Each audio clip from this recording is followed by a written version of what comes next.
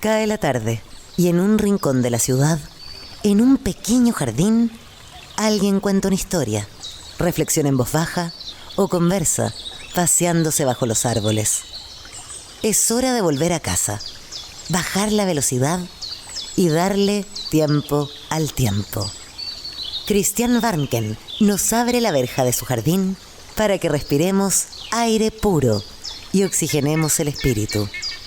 En Pauta, aquí comienza Desde el Jardín. Una presentación de Youngers Fest, el festival donde los mayores de 50 son protagonistas, y Grupo Educar, construyendo el futuro de la educación técnico-profesional en Chile. Lo esencial de toda exploración será volver al propio jardín y ver las cosas por primera vez, decía el poeta T.S. Eliot. Hoy día es miércoles 19 de noviembre. Muy buenas tardes, queridas y queridos radiovidentes que al escucharme a través de las antenas de Radio Pauta me ven caminar por mi jardín. Aquí estoy rodeado de pájaros, también de árboles, como siempre lo hago. Me encanta caminar a esta hora de la tarde en mi jardín, conversar con mis invitados y también conversar con ustedes. Y como lo hago una vez por semana, voy a cruzar desde el patio de la escuela, o sea, desde el jardín al patio de la escuela. Ahí se escucha el sonido y la vibración de las campanas de la escuela. Y como saben, cada vez que entro en la escuela o hablo de educación, es inevitable que me encuentre con ella, con la gran inspiradora, por lo menos para mí, Gabriela Mistral. Muchas de las cosas que hemos menester tienen espera, el niño no.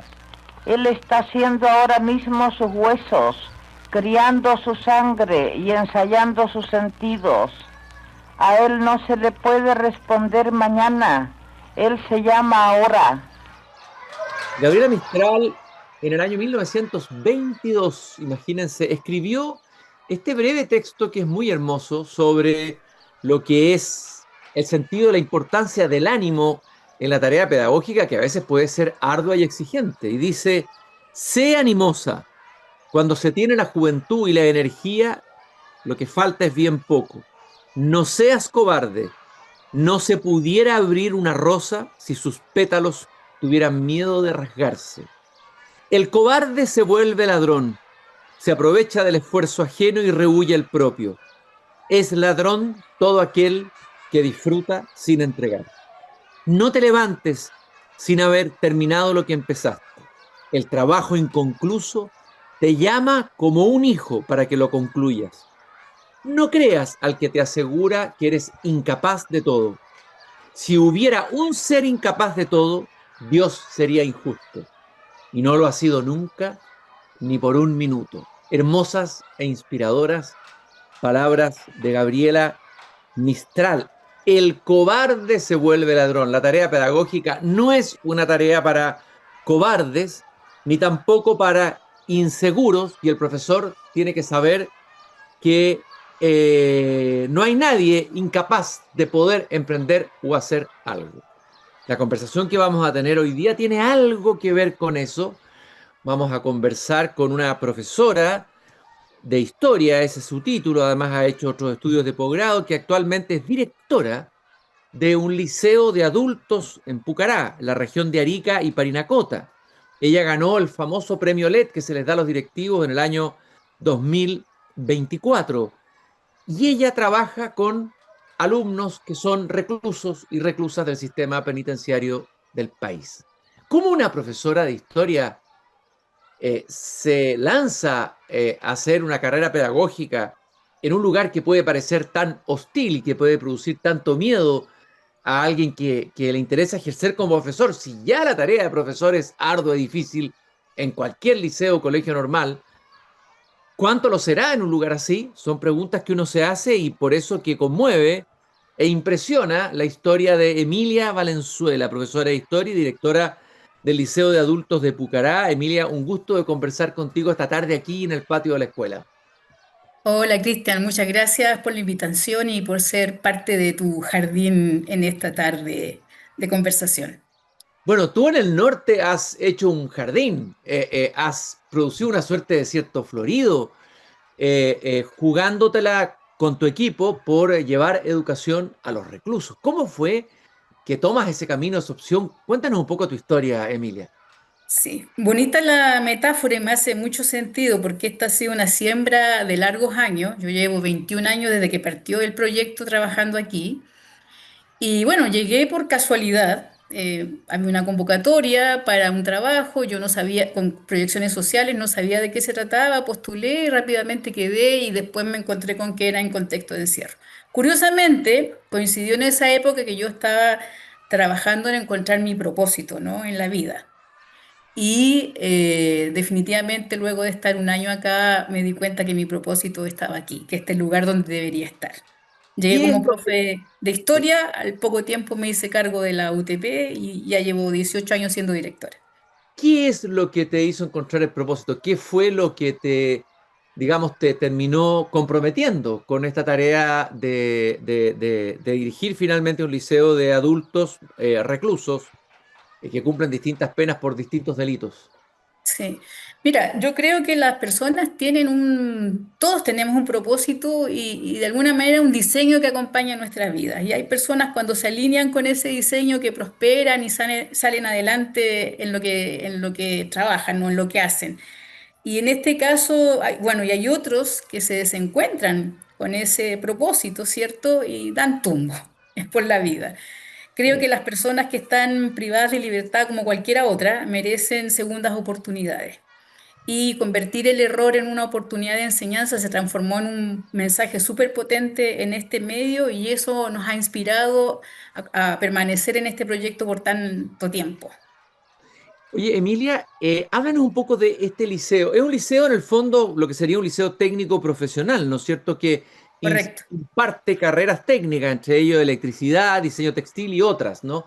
Háblanos un poco del liceo, dónde funciona, cómo puede funcionar un colegio en una cárcel. Bueno, algunos han dicho, los alumnos a veces dicen, siento el colegio como una cárcel, pero aquí no es una metáfora, es literal.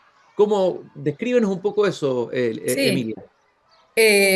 Bueno, nosotros funcionamos como un colegio cualquiera del medio libre en nuestro lenguaje, ¿no? Para distinguirnos de los colegios de la calle, con las mismas responsabilidades y obligaciones frente al Ministerio de Educación y doblemente en este caso también con Gendarmería, a quien tenemos que responder por nuestro trabajo. Eh, Tenemos un lugar físico, digamos, donde estamos y concentramos nuestras actividades, pero el liceo se hace en todos los módulos del penal, con excepción del de alta seguridad. Como digo, hay un lugar central, en este minuto yo estoy en ese sector, pero también los profesores se mueven hacia los módulos donde a lo largo del tiempo hemos podido construir salitas, ¿cierto?, para poder sacar al interno del módulo, llevarlo al espacio educativo y poder trabajar con ellos ahí. Y además, desde el 2020 anexamos el centro femenino que se venía recién entregando y nos invitaron a participar del proyecto educativo y también trabajamos con el anexo femenino que queda a 500 metros de este penal. Relevar y distinguir entre el espacio pedagógico y el espacio de la vida de lo cotidiano dentro de un penal ha sido un trabajo fuerte en el equipo para que los internos puedan valorar que el espacio pedagógico tiene que ser la escuela. En el fondo, te estoy hablando de la escuela, tiene que ser un lugar seguro, amistoso, de confianza y no traer las conductas de patio a ese espacio. Y a lo largo del tiempo hemos ido sosteniendo eso y los internos alumnos han respondido y de verdad que hemos logrado construir un ambiente, un entorno pedagógico muy amable, de mucho compartir, de mucha sana convivencia, que se distingue, ¿cierto?, de la vida que pudiera ocurrir dentro de los patios. Emilia, alguien te definió en un artículo que leí muy interesante, directora de un mundo invisible, en este caso el mundo y la vida de los reos, ¿no es cierto? Las personas que cumplen penas en los penales. A ver, ¿qué has aprendido tú de ese mundo invisible y a veces invisibilizado, ¿no? Por toda la sociedad completa, por todos nosotros? Sí, yo creo que más que invisible, invisibilizado. Justamente por eso estábamos en campaña de poder mostrar lo que se hace dentro de los recintos penitenciarios en el marco de lo educativo, ¿no? Eh, Creo que la sociedad invisibiliza esto porque es un efecto que no ha podido resolver ni hacerse cargo y lógicamente aquello que nos molesta a nosotros lo arrinconamos como hacemos con algunas cosas en nuestras vidas o en nuestras propias casas. Eh, pero una vez que estás trabajando en esto y ves los resultados y ves que devuelves de alguna manera la esperanza en un mejor mañana, que es parte de nuestro lema como liceo, a las personas privadas de libertad, de verdad se convierte en un propósito súper firme. Cuando yo recién entré a trabajar, tenía dos motivaciones. Primero, que pudiéramos desestigmatizar, ¿cierto?, a las escuelas penitenciarias, porque antiguamente la escuela penitenciaria era para la gente que te estaba un poquito de molestia, ¿cierto?, que no se adaptaba a los sistemas, los mandaban para allá y ahí terminaban, digamos, sus días laborales. Y la idea nuestra era sacarle ese estigma a la escuela penitenciaria. ¿Ya? Aquí se hacen muchas cosas, tal cual en un colegio normal. Y por otro lado, era esto de también ser un poco de un referente dentro del contexto penitenciario, que nuestro trabajo fuera un referente para el resto y de alguna manera quisieran inspirarse en lo que nosotros estábamos haciendo para poder también en sus propios espacios educativos intrapenitenciarios cambiar un poco el chip y relevar y elevar la calidad de la educación que se ofrece en este medio.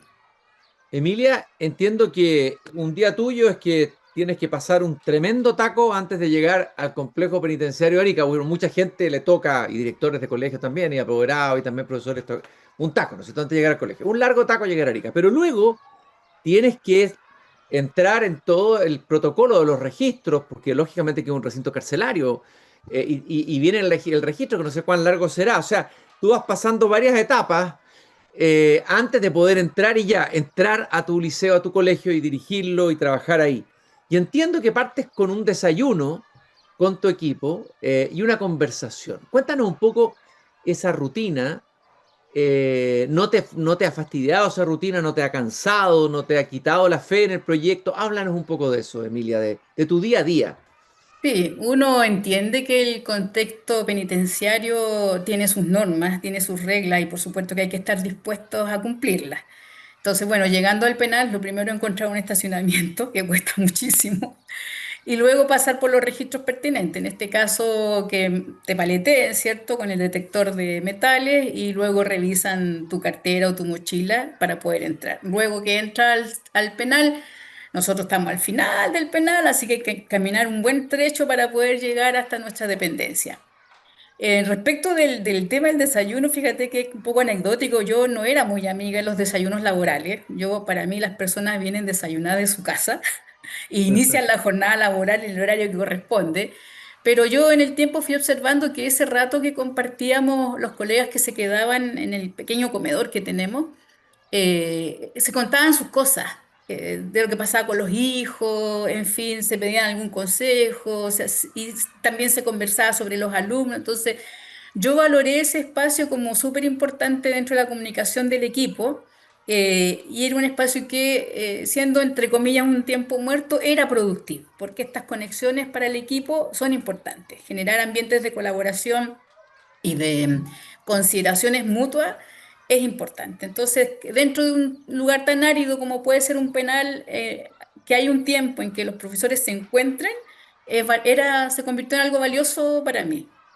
Dime una cosa, los reos, los que se transforman en alumnos en la escuela, ¿ellos voluntariamente deciden hacerlo a ver, ¿quiénes son los alumnos? ¿Los alumnos son los que eligen entrar en el colegio o se hace una selección? ¿Cómo es el camino para llegar a ser alumno del liceo, de Sí, este la liceo? educación es un derecho.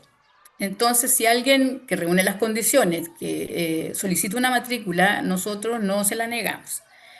Y de hecho, bueno, nos metemos al sistema, vemos cuál es su documentación escolar y tratamos de colocarlo en el nivel que le corresponde por norma, como cualquier estudiante en la calle. En una primera instancia, cuando los alumnos recién parten, yo te diría que hay una especie de instrumentalización del proceso, porque es conveniente aparecer estudiando porque facilita la postulación a ciertos beneficios intrapenitenciarios, ¿ya? Ujú. Pero en el tiempo, ya pasado el primer año, los estudiantes que se encuentran consigo mismos y en la confianza que se genera con los profesores para ir fortaleciendo su autoestima, ¿no? Como estudiantes, los alumnos terminan enganchando con la educación y esta instrumentalización pasa a un segundo nivel. y ya en tercero o en cuarto medio los chicos salen solos a clase, esperan que los gendarmes los llamen para poder sacarlos de la celda y traerlos a la sala, pero ya la actitud cambia y el compromiso con sus procesos educativos, con sus trayectorias educativas, cambia y es enriquecedor. ¿Y cuán riesgosa es la tarea de un profesor en un en una escuela, en un recinto penitenciario? ¿Qué pasa con las peleas uno ve frecuentemente en los recintos carcelarios, no solo de Chile, del mundo, las riñas, a veces las muertes y hechos trágicos? ¿Se Mm. traslada eso a la escuela? ¿Cómo se logra separar? ¿Y cómo se enfrenta ese miedo? Imagina un profesor nuevo, joven, que entre a trabajar con ustedes. ¿Cómo trabajan ese miedo, esa aprensión, que puede ser bien legítima por lo demás? Sí, por supuesto. De hecho, creo que todos llegamos con un cierto prejuicio a trabajar en contexto de encierro, pensando que en cualquier vuelta alguien nos puede hacer mal, pero cuando uno está aquí dentro y se relaciona con las personas en un marco de respeto, ¿no? Tal así que nosotros, por ejemplo, no preguntamos por qué están condenados. Ujú. Nosotros tratamos a un estudiante que tiene una necesidad educativa y nosotros ofrecemos lo mejor que tenemos para que progrese en su trayectoria educativa. Pero también la experiencia nos muestra que, a pesar de que en los 21 años que llevamos tuvimos un episodio más serio donde un interno levantó la mano a un profesor, pero se aplicaron las sanciones respectivas, el chico también se disculpó y nosotros también aplicamos la sanción escolar, la verdad es que nunca hemos sentido que nuestras vidas corran peligro. Por lo que te decía hace un rato atrás, hemos trabajado mucho en instalar en el sistema operativo de los estudiantes que el espacio educativo tiene que ser un espacio grato, confiable, amigable, seguro para ellos, tanto para ellos como para nosotros. Y le hemos indicado claramente que aquellas prácticas que tienen que ver con la vida de patio o los códigos de patio, digámoslos así, no se pueden llevar a estos espacios. Y a lo largo del tiempo hemos visto que ellos han internalizado esto y la respuesta es muy buena. Incluso cuando alguien, tú sientes que se va a pasar un poquito, entre ellos mismos se autorregulan porque con los profes no se meten. Entonces el resto se vive en su vida diaria en el patio. Emilia, bueno, ustedes son un liceo técnico de adultos y los alumnos van ahí, salen con una carrera. A ver, siempre se ha hablado del tema de la rehabilitación, de la reinserción de los reos en el sistema en general. No sé si eso, cómo está funcionando en Chile, cuál es tu mirada, cuál es el efecto que produce, qué cambios ves tú en aquellos reos o reas que logran obtener un título. Cuéntanos un poco de esa transformación o transformaciones que ocurren en tus alumnos y cosas que hayas visto a lo largo de estos años.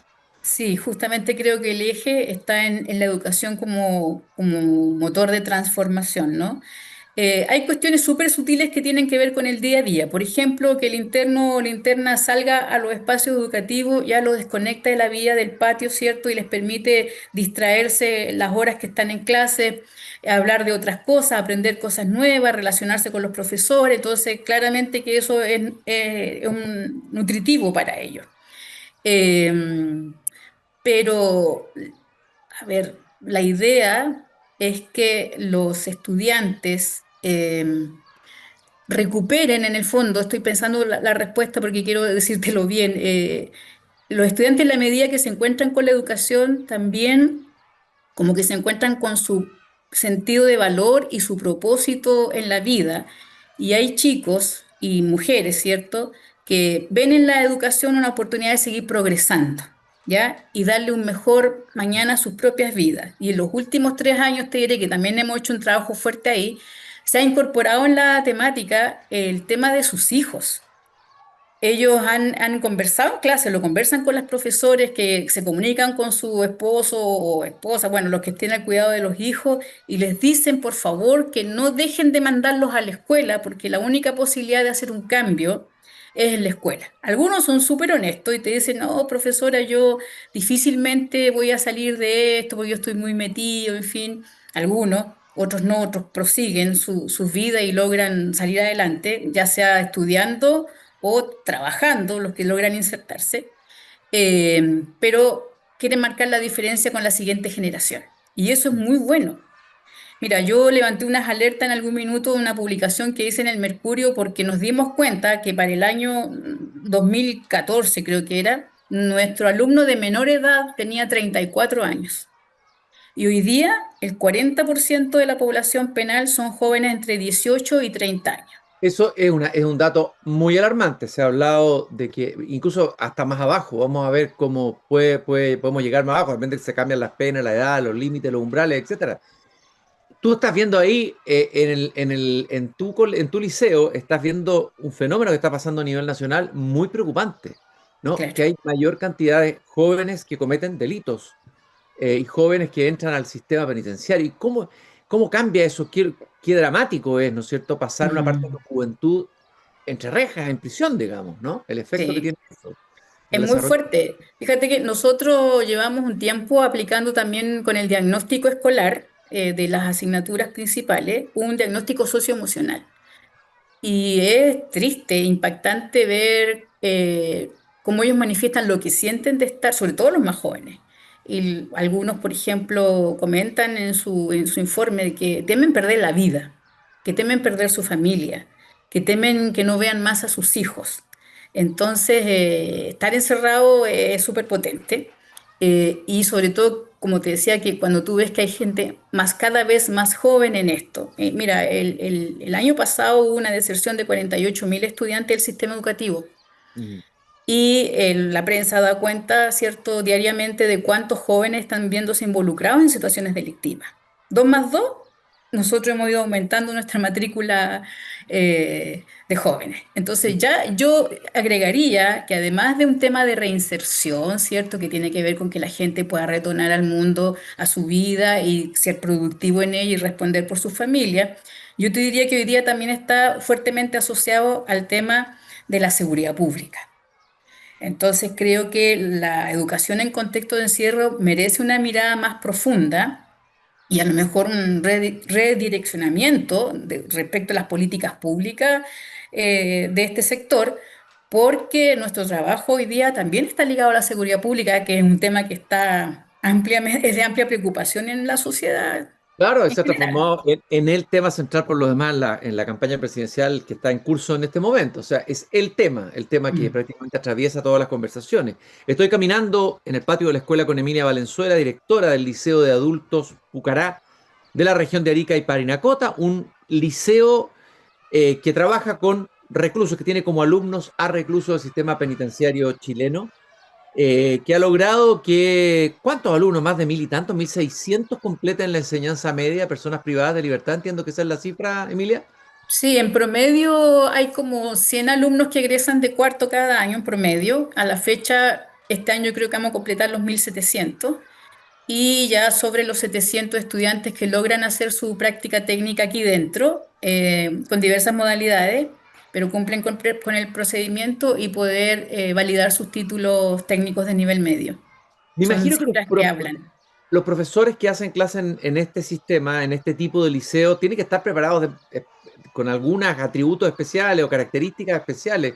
¿Cuáles son esas características, atributos que debe tener un profesor que trabaje en este contexto, que haga clases a personas privadas de libertad, Emilia, crees tú?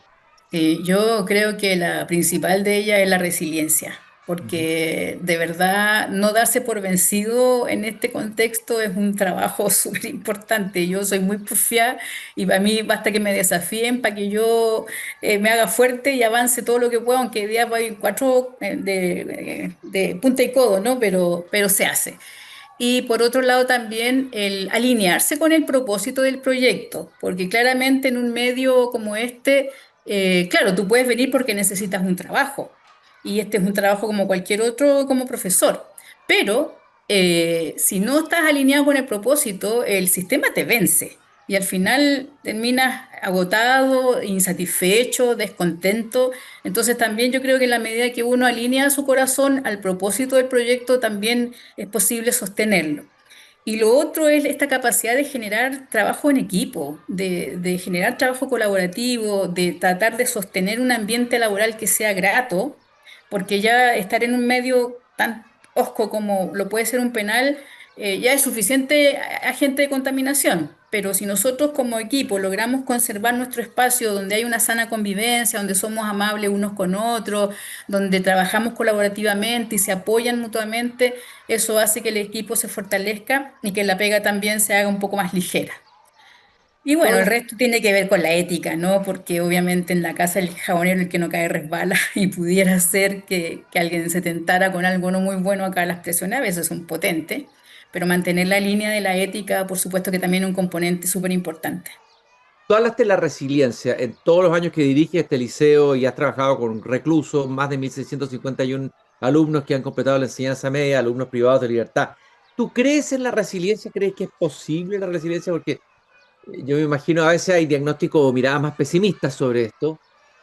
¿Cuál es tu mirada sobre la resiliencia del ser humano, la capacidad de redimirse, de cambiar, Mm. ¿no? De transformarse? Sobre todo el que cae en prisión después de una falta, sobre todo de faltas a veces más graves, ¿ah? Sí, bueno, yo creo que en lo que a mí respecta, yo misma he tenido que trabajar mi resiliencia desde chica. Tuve tiempos muy difíciles en mi juventud, y mi mirada siempre fue, bueno, esto no va a ser para siempre.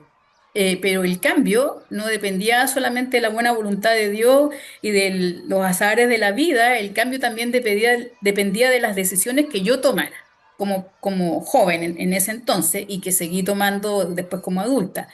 Entonces creo que los estudiantes privados de libertad que ven en la resiliencia una capacidad de transformar su vida, de darle un giro, a lo mejor no reinsertos totalmente como quisiéramos en la sociedad, porque obviamente la sociedad tampoco nos recibe con los brazos abiertos, pero de alguna manera que evite reiterar el ciclo delictivo, eso es bastante, que se instale eso, nosotros decimos como hackear un poquito la mentalidad del interno y que vean es una posibilidad, una recuperación de la esperanza de que cuando tú tomas decisiones y eres coherente con ellas, esas decisiones te pueden llevar a cambiar la vida y hacerla mejor para ti y para tu entorno.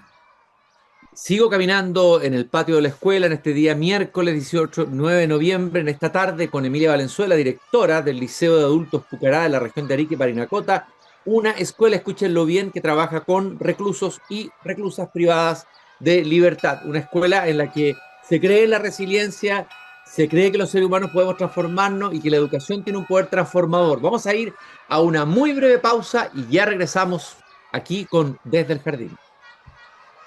Estamos acá en el recreo del patio de una escuela muy particular, un liceo de adultos, Pucará, en la región de Arica y Parinacota, un liceo que trabaja con reos, con personas privadas de libertad, cuya directora está conversando conmigo, Emilia Valenzuela. Ella es profesora de historia, lleva 21 años en esta misión, en este trabajo de llevar educación a los reos, a los reclusos. Estábamos hablando de si ella creía en la resiliencia, su propia historia de vida. En el fondo tú eres una mujer de fe, Emilia Valenzuela, tienes fe en el ser humano, eso es lo primero, para poder hacer y llevar adelante y levantarte todos los días, cruzar este taco largo para llegar al recinto penitenciario de La Rica, los controles del gendarme, cruzar todo el recinto carcelario para llegar finalmente a tu escuela, ¿eh? Sí.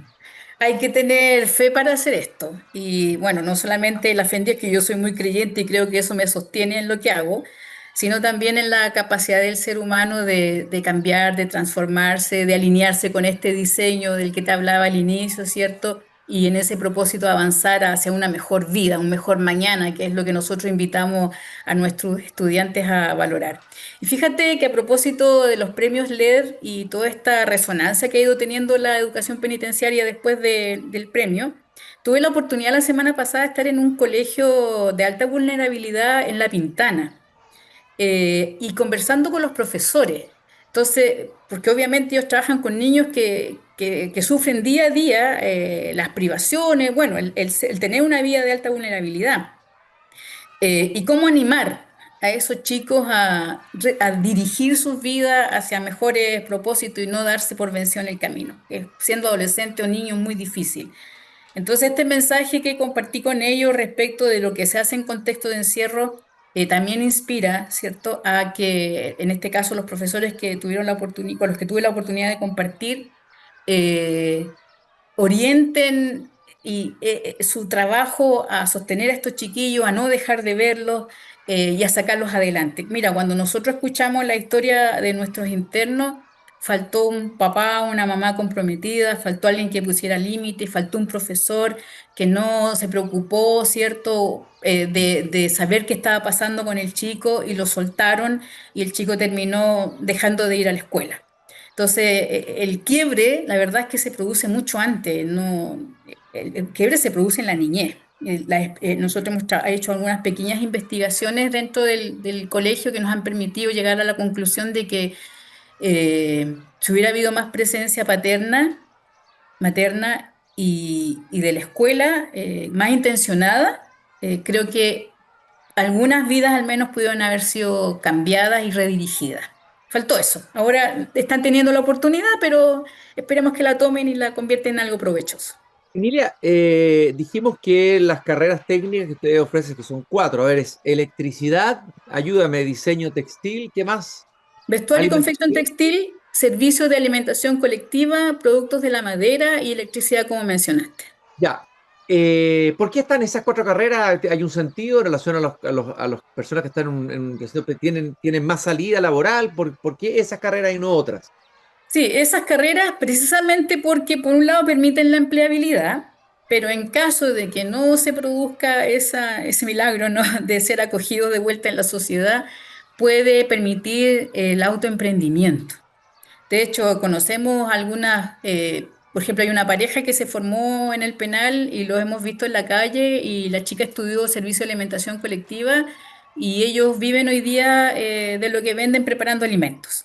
Ujú. Entonces, claro, no tienen la posibilidad de contratarse a lo mejor en una cocina, o en un restaurante, pero sí de autoemprender.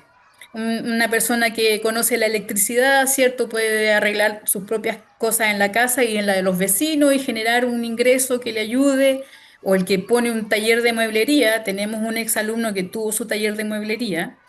Eh, entonces son el de vestuario y confección textil lo mismo. De hecho, aquí en la ciudad hay muy poco tema asociado al vestuario y la confección y generar este recurso preparado es una oportunidad de trabajo o una oportunidad de autogestión, ¿no?, de autoemprender. Oye, Emilia, me imagino que también aquí hablamos de la fe, que deben haber muchos casos positivos que terminan bien, que sacan su título técnico, que rehacen su vida, que hacen familia, que ya se alejan del mundo delictual. Pero probablemente hay muchas reincidencias, personas que vuelven a caer. Claro, y eso debe desanimar, ¿no es cierto? ¿Y cómo se trabaja con ese desánimo? Porque me imagino que debe ser algo frecuente que ocurra. Sí, mira, nosotros no podemos entregar cifras porque no tenemos la capacidad como colegio de hacer un seguimiento, más allá de la gente que nos encontramos en la calle y se reporta y nos cuenta qué están haciendo, que sabemos que hay muchos que avanzaron y progresaron. Pero tienes toda la razón, también hay un alto nivel de reincidencia y creo que en los primeros años nos dolía más Ujú. porque claramente nuestra visión era como muy ambiciosa y como que pretendíamos hacernos cargo de la reinserción. Y la verdad es que estamos trabajando con personas adultas y yo puedo poner las herramientas en tus manos, pero tú decides qué vas a hacer con ellas. Hay algunos que han decidido muy bien y han logrado dar un giro y otros que no han decidido muy bien y lo hemos visto regresar. Pero fíjate que trabajando acá ya uno como que los ve y no hay juicio contra él, uno entiende que hay cuestiones que se van a repetir en la vida y bueno, si ya culminaron su educación con nosotros, no los podemos seguir apoyando, salvo con nuestra simpatía. Pero si no han terminado su estudio, entonces los retomamos, que terminen su enseñanza media, que hagan su práctica, que obtengan su título y continúen con el ciclo, pero ya también nos aligeramos un poco en cuanto a esta responsabilidad de hacernos cargo de la reinserción y que tenía que ser obligatorio más o menos que fuéramos un 100% resultado imposible. No es posible. Dime una cosa, Emilia, después de tantos años de trabajar con reos como alumnos, dirigiendo esta escuela dentro de un recinto penitenciario, ¿qué has aprendido tú como ser humano, desde el punto de vista humano? ¿Qué te ha pasado a ti? Mm. ¿Qué transformaciones has experimentado tú? Porque el trabajo de uno también a uno lo transforma, lo hace crecer, le hace aprender cosas de lo humano, ¿no? Pues es la gracia, a eso venimos a esta vida, a aprender. ¿Cuáles son las cosas más profundas que tú has aprendido en esta hermosa historia, en esta hermosa trayectoria como directora de un Sí. liceo en un recinto penitenciario? Sí, bueno, yo siempre digo que bueno, han pasado 20 años, ¿verdad? Pero uno no es el mismo que cuando llegó. O sea, definitivamente aquí uno desarrolla, creo que una mirada muy inclusiva respecto de la vida, y también muy respetuosa de la diversidad, y no me estoy refiriendo solamente a temas de género, que aquí también se dan, sino que entender que aquí la población es muy heterogénea. ¿Ya? Y tenemos gente que es muy educada, muy preparada, y otros que apurados saben leer y escribir, y estamos trabajando en eso. Eh, y también está como generar una especie de compasión por el otro, ¿no? Hay una compasión porque ves que a lo mejor no tuvo las mismas oportunidades que tuviste tú, no tuvo la visión para alcanzar esas oportunidades, o no tuvo a alguien empujándolo hacia esas oportunidades. Voy a descolgar nomás. Y creo que lo interesante aquí es que los estudiantes puedan, espérate, me distrajo el asunto del teléfono, voy a descolgar. Eh, y ver lo que te decía a un principio, yo cuando veo a mis estudiantes veo ese diseño con el que venían originalmente, o sea, todo lo que pudo haber sido y no fue. Y eso me hace pensar que las personas en algún minuto tienen la oportunidad de ver esto, de descubrirlo, de alinearse con ese propósito, cambiar sus decisiones, dejarse transformar por la educación y por lo que los profesores puedan aportar a su vida, y cambiar el rumbo de su existencia, que mejore su calidad de vida, la de su familia, que en el fondo les permita ser mejores personas también y ser un aporte para su familia y para la sociedad. Emilia, ¿podrías contarnos, compartir con nosotros a lo mejor algún par de historias que sean interesantes, conmovedoras, que muestran todo lo que tú has explicado muy bien, pero con rostros, con personas reales, con nombres, no sé si nombres, pero no hay Mm. para qué nombrarlas con todo su nombre, pero historias que te parezcan a ti relevantes e interesantes de compartir con quienes nos están escuchando. Mira, tenemos unas varias, de hecho, en un discurso de los últimos premios LED cité algunos nombres incompletos. Por ejemplo, Marta estudió electricidad con nosotros, y ella, cuando nos reencontramos, nos dijo que el liceo le había salvado la vida en el penal, porque el liceo la sacó de la vida del patio y de la toma de malas decisiones, y cuando ella salió en libertad decidió estudiar, estudió prevención de riesgo y tiene un muy buen puesto y está muy bien. Y que ella reconozca que el liceo tuvo esa influencia, la compañía de los profesores tuvo esa influencia en su toma de decisiones, por supuesto que es muy valioso. Tenemos un alumno, ex alumno, que le encantaba la clase de historia, la profesora es muy entretenida, muy didáctica, y él hoy día está estudiando historia.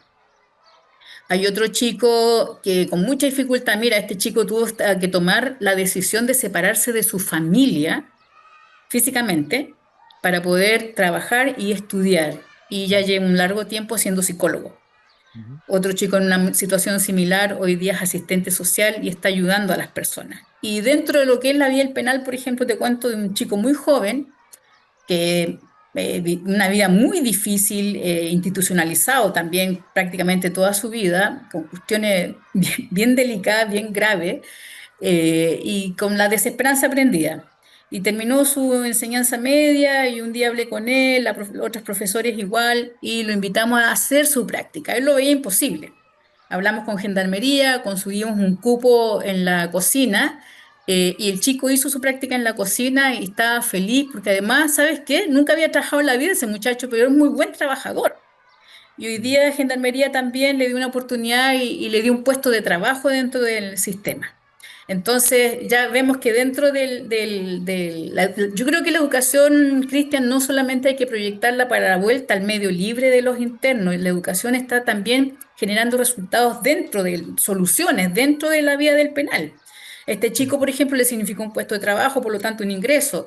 Hay otro joven que estudió vestuario con nosotros, en la mano derecha la profe de vestuario, y ese chico se gana la vida cosiendo, arreglando ropa. Nosotros mismos a veces le traemos nuestras prendas para que las arregle, y se gana la vida así. Entonces, como ves, los prepara para la calle y tratar de que se realice una verdadera reinserción, pero también resuelve muchos temas que tienen que ver con su vida cotidiana dentro del penal. Emilia, y me imagino que ha aumentado la población de migrantes dentro, así como en todo el país ha aumentado, me imagino. ¿Y cómo ha incidido eso? ¿Qué ha pasado en términos de la experiencia pedagógica, ¿qué desafíos han encontrado ustedes ahí? Sí, en un principio, en los primeros años, la mayor población era peruana y boliviana. Ujú. Sigue siendo bastante presente, pero también se han agregado diversidad de naciones y eso también ha sido enriquecedor para nosotros porque también aprendemos de su cultura mientras tratamos de transmitirle la nuestra. Y eso ha generado, por ejemplo, actividades muy bonitas. Para el 18 de septiembre nosotros hacíamos las fiestas patrias, pero en algún minuto los profes se plantearon, bueno, ¿qué hacemos con los que no son chilenos? Entonces inventamos la fiesta de la integración multicultural. Ujú. Entonces se hacen las fiestas patrias, pero cada nación representada tiene su stand con las cosas propias de su país, ¿cierto? Y además genera un número artístico de la cultura de su nación.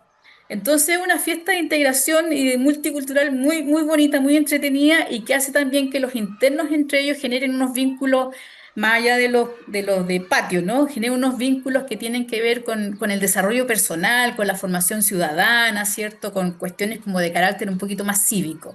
Entonces, es bien transversal la cosa. Emilia, por último, llevas 21 años en este liceo. ¿Cómo te ves terminando tu carrera de profesora ahí? O sea, ¿no te dan ganas de cambiar, de buscar otro lugar? ¿O quieres terminar ahí tu caminar de profesora, tu itinerario de No, profesora? yo creo que de aquí ya no me voy. Mira, yo estaba cumpliendo 60 años el año pasado cuando llegaron los premios LED y la verdad es que estaba cansada Mm. porque sentía que habíamos hecho tanto y no se valoraba, no era visto lo que hacíamos y es un medio difícil. La verdad es que compatibilizar los intereses de una institución que funciona dentro de otra, como un liceo dentro de Gendarmería, es un tema complicado porque hay que priorizar la seguridad y eso a veces nos limita en nuestro quehacer. Pero tras los premios LED fue como recibir un vaso de agua fresca. Y además también hubo una amplia difusión de lo que se hacía en el contexto de encierro. Esta misma invitación tuya habla de eso y vino como un segundo aire. Entonces, yo, no sé, pues, después de los 60 me proyecté unos 5 años más. Estamos preparando un equipo también para que pueda tomar el mando cuando corresponda, pero creo que de alguna manera estoy vinculada así como de por vida con este proyecto. Tienes que pensar que este proyecto, partí con él, lo levantamos de la nada, instalamos todo lo que significa instalar un colegio, entonces hay mucha energía, hay mucho cariño, hay mucho amor, hay mucha esperanza puesta en este proyecto y no es fácil renunciar a él, pero mientras haya vida, creo que vamos a estar vinculados igualmente. Bueno, hemos escuchado una historia muy impresionante, hemos conocido el trabajo titánico, extraordinario, lleno de fe, de confianza en el ser humano, de este Liceo de Adultos Pucará de la región de Arica y Parinacota. Es una escuela dentro de recintos penitenciarios, en una situación límite, digamos, muy exigente. Emilia Valenzuela, que lo que ha hecho es, como dije al comienzo, colocar levantar un desierto florido, ¿no? En medio del desierto, un desierto florido de esperanza para tantos seres humanos que han cometido errores, han cometido incluso delitos, que están pagando sus culpas, pero que tienen derecho también a una redención y que tienen derecho también a una recuperación. Emilia, quiero agradecerte, felicitarte por el premio LED, por tu trayectoria, por lo que están haciendo y saludarte a ti y a todo el equipo. Y gracias por haber compartido con nosotros este testimonio tan vital y tan esperanzador. Imagínense que la esperanza nos viene de un recinto penitenciario. Eso dice mucho. Agradezco mucho y fue un gusto haber conversado contigo, Emilia. Muchísimas gracias, Cristian. Gracias por tu interés y por relevar este trabajo también. Creo que para mi equipo es muy importante que su trabajo reciba la honra que merece, ¿no? Y el reconocimiento, no solamente a través de mí, sino que como el equipo que representan. Así, y por el trabajo que se hace con tanto cariño aquí. Gracias por la invitación, por ser parte de tu jardín nuevamente este día. Tú gracias por invitarnos a tu desierto florido. Muchas gracias, Emilia. Nosotros, queridos radiovidentes, nos encontramos nuevamente aquí cuando vuelva a abrir la verja de madera de mi jardín a las 7:30. Recuerden que desde el jardín se transmite en Radio Pauta todos los días de 7:30 a 8:15. Recordarles también que nos acompaña Grupo Educar, construyendo el futuro de la educación técnico profesional en Chile. Conoce más sobre nuestro trabajo en grupoeducar.cl y no lo olviden, el 29 y 30 de noviembre, Youngers Fest, Parque Padre Hurtado, el festival donde las mayores de 50 años son los protagonistas. Cupos limitados, compra en ticketplus.cl, Younger Fest, siempre jóvenes. Nos encontramos mañana nuevamente aquí, en este pequeño jardín al fin del mundo. Hasta mañana. Es hora de cerrar la verja de madera del jardín. Pero Cristian Warnken la volverá a abrir de lunes a jueves a las 19:30 horas en Radio Pauta, cuando comience de nuevo Desde el Jardín. Una presentación de Youngers Fest, el festival donde los mayores de 50 son protagonistas. Y Grupo Educar, construyendo el futuro de la educación técnico-profesional en Chile.